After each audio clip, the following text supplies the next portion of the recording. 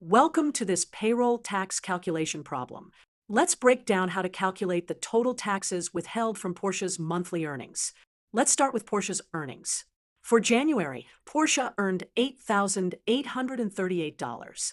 We need to calculate 5 different types of taxes: Social Security tax, Medicare tax, federal income tax, FUTA tax, and SUTA tax.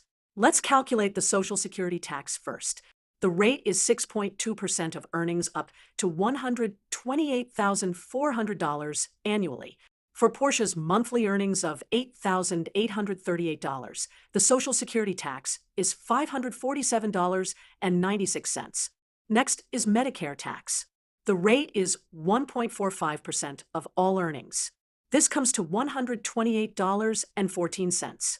For federal income tax, we're given the amount of $1,466.47. For FUTA and SUTA taxes, these are calculated on the first $7,000 of earnings.